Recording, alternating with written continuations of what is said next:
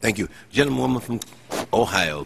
Thank you, Mr. Chairman. Mr. Secretary, some contend the timing of what you call in your testimony a financial crisis unprecedented in our lifetime was actually a calculated Wall Street scenario underpinned with masterful deceit and extraordinary moral hazard. Your clarion call for the taxpayer bailout of Wall Street's excess came 6 weeks before a major national election when our government is the most vulnerable and tender, and Congress skittish. What your orchestration yielded was an unprecedented dumping of private sector losses on the U.S. taxpayer. History will show that the U.S. government and you knew about Wall Street's growing losses long before the Bank of America Merrill merger. In fact, Bank of America's purchase of Countrywide in January of 2008 was but another positioning of private sector interests in preparation for what I call the greatest Hail Mary pass of all time in taking those Wall Street losses and placing them on the next 3 generations. What interests me is who you helped and who you didn't. Yesterday's New York Times reports that Goldman Sachs, the firm at which you spent your life, posted the largest quarterly profit in its 140-year history, $3.4 billion. Each Goldman employee reportedly could earn $770,000 this year.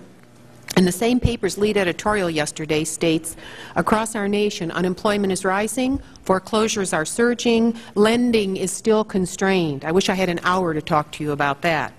It looks like some very rich people are profiting handsomely.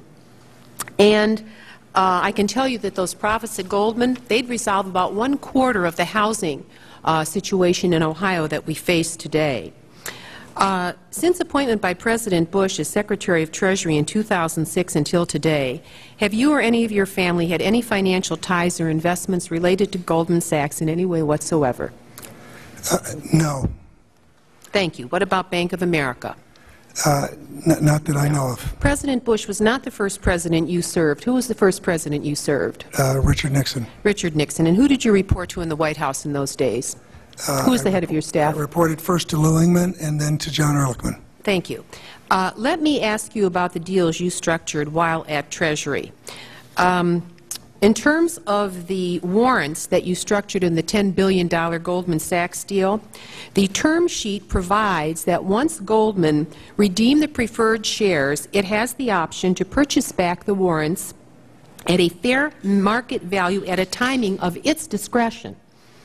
Why did you draft a provision that allowed Goldman Sachs, the borrower, to determine when the taxpayers must sell their warrants?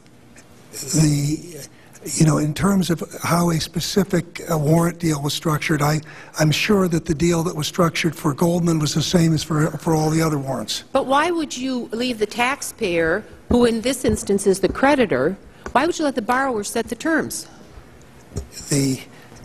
I would say this, Madam Congresswoman, those warrants are going to be very profitable for the taxpayer. Yes, they're going to be very profitable, sir, but if Goldman can set the terms on when they can be redeemed, we're not going to get back what we deserve to get back for the American people. There's a process, and it's not a process where Goldman Sachs sets the terms. Well, that's it's not a process where any bank sets the terms. The term sheet provides that at a timing of its discretion. That's what the term. Could you check into that for me with your friends? Okay, well, I will check into it. But the timing is one thing. The process for how that's set is another. Well, I don't know how you're defining your terms there, but it's pretty clear that Goldman Sachs will determine when our taxpayers, when we will get our money back and what we're going to. That's a pretty serious question. Let me go to another point here. And this is who you help and who you don't help. Last year, Warren Buffett bought into Goldman Sachs at a level of $5 billion. Under your watch as Secretary of Treasury, our taxpayers were forced to invest $10 billion in Goldman, not counting the counterparty deal with AIG. Warren Buffett received 43.5 million options worth $1.8 billion for his $5 billion gamble. Okay, our taxpayers, by contrast, got 9.5 million options worth $500 million, 1/5 as much for their investment, which was double his. Buffett is being paid 10% interest on his preferred stock. Yet taxpayers only get 5% for the first 5 years and 9% for the second 5 years. Buffett has a 10% call premium. Taxpayers have no premium rights. Buffett got $5 billion of present value for his $5 billion investment. Taxpayers have $4.9 billion of present value for their $10 billion investment. How is this fair? And why did Warren Buffett get a better deal for his stockholders than you, as Secretary of Treasury, got for the American taxpayer at Goldman? There's a very clear reason why. When we structured the capital to go into all of the banks, it was the middle of a crisis. Attractive capital was not available. The reason we had to do this is capital was not available. We wanted to do something that was available, not where we were providing it under duress, but providing capital which was structured so that the taxpayer would get paid back. The capital we put out at the call of Goldman, whenever it sets the terms. First of all, the banks, we put out the capital. It's preferred stock. It wasn't voting. It was 5% initially, so the taxpayer is going to get paid back all of that money, 5% interest and warrants, as various firms, and a number of firms have done well and have paid back. But we were not.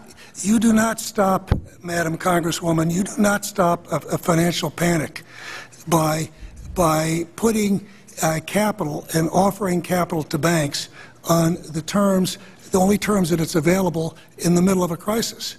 So what we were doing was moving quickly to put capital to a range of major financial institutions that were picked because they were systemically important. And I would also argue to you that the fact that a number of those institutions have done well and they've done very well, and have paid back the taxpayer is something we should all be pleased about rather than the reverse. Well, you know, I wish you'd gotten a better deal for the taxpayers. You certainly got a good deal for a lot of your former clients. Well, I have additional questions, Mr. Chairman. I would say to you, I think if you look at what the taxpayer is going to make on a number of these companies, it will have been good. But the biggest advantage to the taxpayer, by far the biggest advantage to the taxpayer, is what didn't happen. And that we did not have a collapse, and we did not have double the number of foreclosures in Ohio and double the level of... Oh, they're happening, Mr. Paulson. You ought to come and visit us in Ohio and see the results of your handiwork. Well, I know how terrible it is. I'm just telling you it would have been worse. That's your best argument. That's not good enough. Yeah, well, okay, I'll gentlewoman's time has persuade expired. you because you probably don't agree there was a crisis. Gentleman from